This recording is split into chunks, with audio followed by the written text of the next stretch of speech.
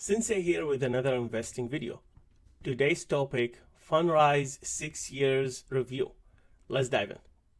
I have been with Fundrise for 6 years starting on April 30. I have invested $2,000 with them under the individual account, the supplemental income. At that time, they used to give 3 plans and you have to choose one of them. I chose the supplemental income.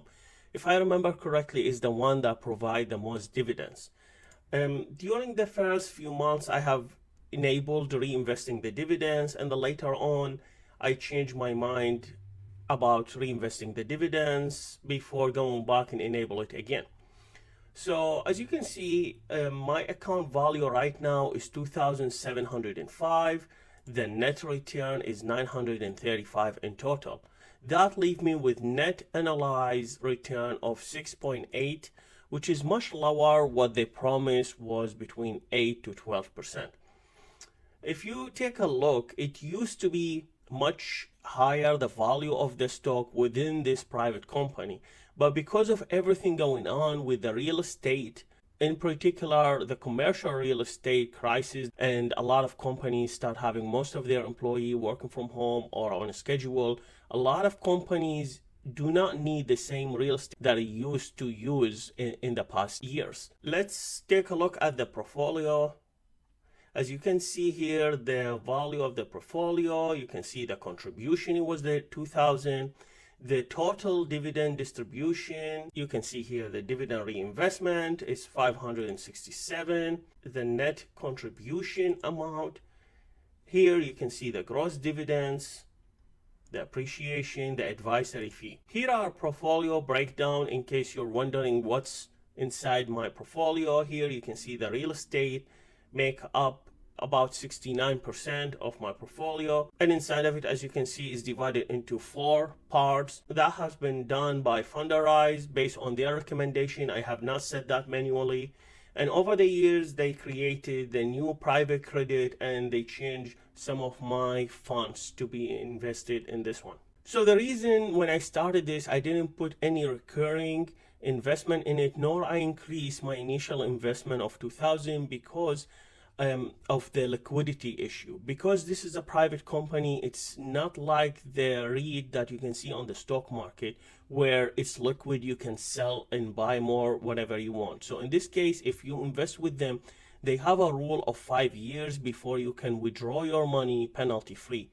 And even when you want to withdraw your money, you have to make a request, and it might take up to 3 months for you to get your paycheck. The bigger investor you are, the longer you might have to wait to get your money. So overall, how do we evaluate this investment? Well, for that, we will have to compare it to another investment. So in this case, if we want to go to Robinhood and look at the stock market, if you went and invested your money in VOO, which is the S&P 500, of course, it's one of the most recommended ETF to invest in, you will see that your return just over the last 5 years would have been 84%. I have been invested with Fundrise for 6 years. That means there was an additional year that will also generate return. The VOO will generate about 1.3 dividends per year, which you can also reinvest or collect if you are using them to supplement your income. So in this case, I would say Fundrise has underperformed the VOO by a big margin, while the VOO has so many advantages that Fundrise doesn't have. Overall, I'm not looking to invest more in Fundrise. I probably will leave the 2000 since it's a small amount that doesn't affect me, and see how it's performed over the years. But at this point, I'm not looking to add any more money to Fundrise. You can see the dates when I started investing and all the dividends that I have received over the years.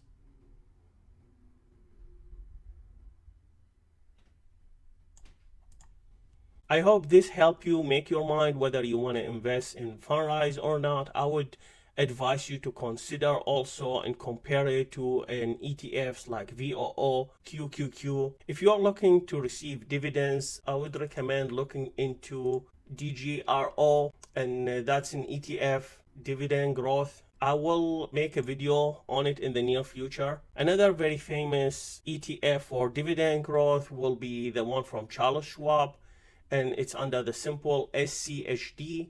If you take a look at the return over the last 1 year, 5 years, and over the marks, you will see very decent return while having the cash always being liquid. You're able to tap into it at any point, and it's much safer. I hope this have provided useful information for you. The percentage will be the same whether the investment was 2,000 or 200,000 or 2 million. Add a few zero and you will get the same result. And you can see here the net return for the top, and you can see like these are the quarters that is going down. Again, this is because of the real estate crisis. So I hope that give you an idea about it, and at the end, please do your own research and homework before investing in Fundrise. As always, the information provided in this video is for educational purpose only and should not be constructed as a financial advice. If you found this video helpful, please consider giving a thumbs up and hitting the subscribe.